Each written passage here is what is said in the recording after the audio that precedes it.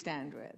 And Republicans used to be the party that was so adamant against the USSR, against Russia, against Putin, who recognized him for the danger he was to the world.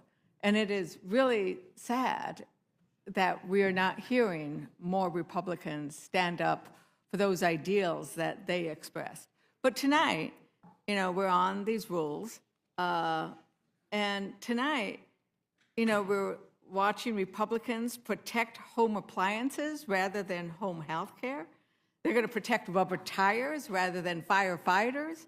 They'll raise Americans' utility bills and health risks rather than raise concerns about Trump's tariffs or his love of Putin or the pardons of violent January 6th attackers. And tomorrow, Trump will impose tariffs on Canada and Mexico. And since we're talking about tires, let's look at the impact of those tariffs on cars and driving. Auto manufacturers have said they would pass the tariff costs on to consumers. Republicans have been quiet about how Trump's tariffs, wrecking ball, will increase inflation.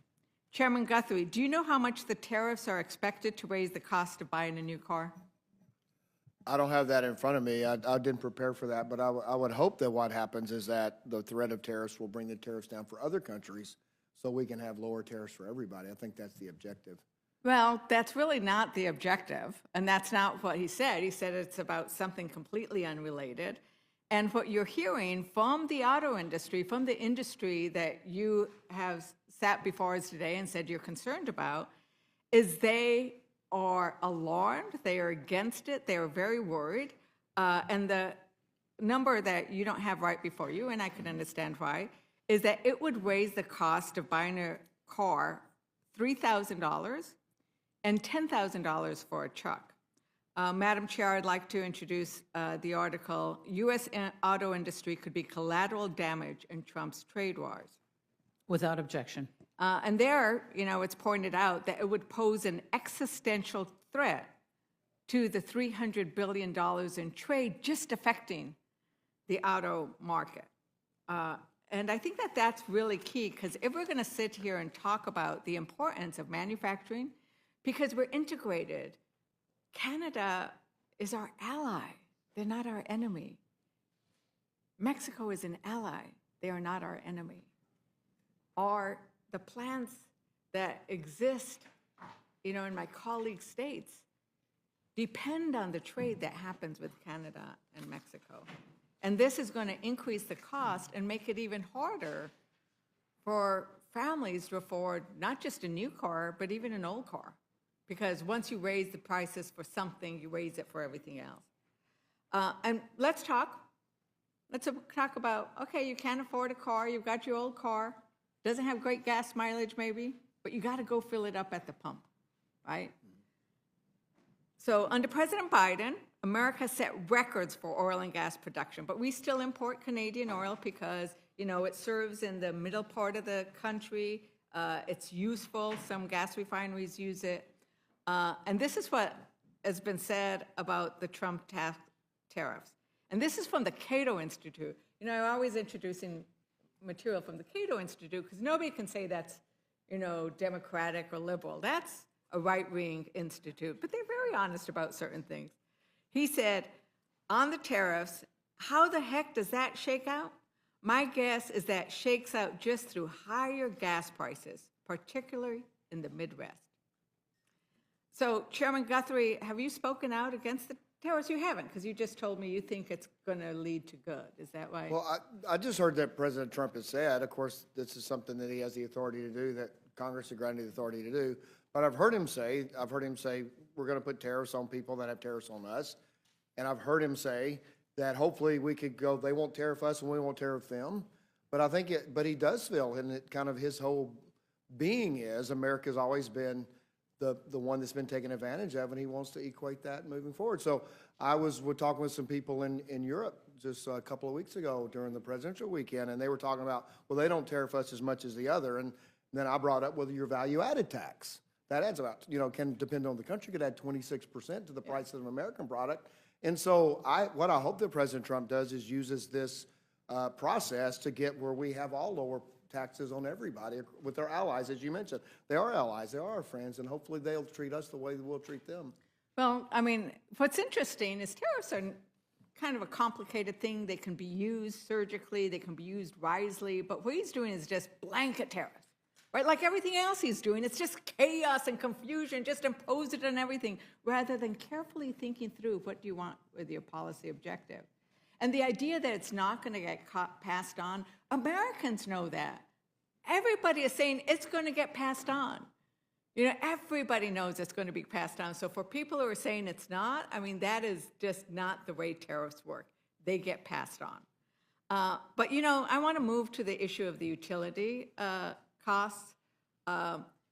So, Ranking Member Pallone, efficiency standards help American households save money, right? And I've seen some numbers across the board about the different efficiency standards, because this is not the first time, we seem to have these home appliance bills.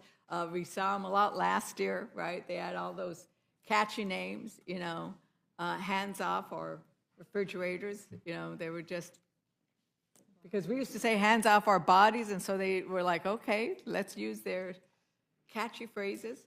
For women, it means our lives and our health. But can you elaborate on why these energy efficiency standards, including this one, which is about certification, why is it important for Americans and what they pay in their utility bills? Well, first of all, you pointed out, as I have, that this resolution is not about the actual efficiency standards, but the certification that they're complying with the standards, which, again, I just don't know what, I guess they've been doing the efficiency standards for so many weeks now that they have to move on to something else that seems totally redundant, but whatever. Again, it's like my response to Ms. Scanlon. In this case, the Department of Energy, in the case of the rubber tires, the EPA, they have an obligation under the law that was passed many years ago, that periodically they have to look and see whether the appliances are efficient. Because consumers want efficient appliances, right? They don't have to use as much energy. They want better stuff that costs less. And so that's what they did. The DOE looked at these standards and said, look, we can do this with less energy costs. It'll cost you significantly less for this appliance over a certain period of time. And then they meet with the manufacturers and they say, what is your opinion on this? And in almost every one of these cases that we've talked about now for several weeks, whatever the appliances, the refrigerator, the washing machine, whatever, these standards have been put together with the consensus of, I'll call them the good actors, the good manufacturers who said, yeah, we can do that, and then we can save money to the consumer. It's not, there's nothing obscure here or surprising here. And these things for years were done on a bipartisan basis and nobody had a problem with it. I just think that the Republicans are running out of things to do here. And so they, they keep going. They look at the Federal Register and say, what can we do this week? I mean, this isn't even the standards. This is now the certification standards. So we're going to have one for certification of standards this week and next for certification of some other standards. And then where do we go from there? It's just... Yeah, so the other thing that strikes me that with all of these energy efficiency standards, with these things, it's like none of this brings down the cost for American families. Just the opposite. And the opposite, right? Right, because when they review this, they have to look at the costs. And they only put these standards in effect if the cost is reduced. Now, my colleagues will say, oh, well, they have to pay for the upfront costs. Well, that may be. But over a period of time, whether it's 5, 10, 20 years, whatever it is, the consumer saves money. I hate to interrupt, but we are at the 11-minute mark. Okay, great. So what we're seeing is I think that there is a pattern.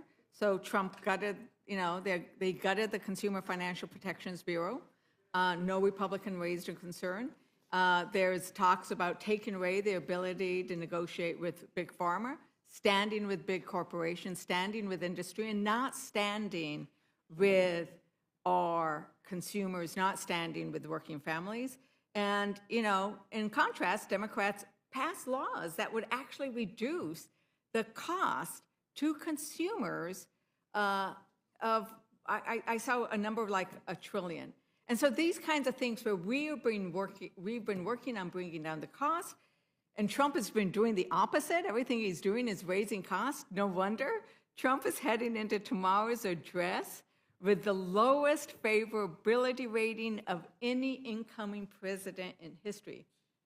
Wait, actually, the lowest was last time Trump was an incoming president, because everything he's doing is not serving the American public and consumers.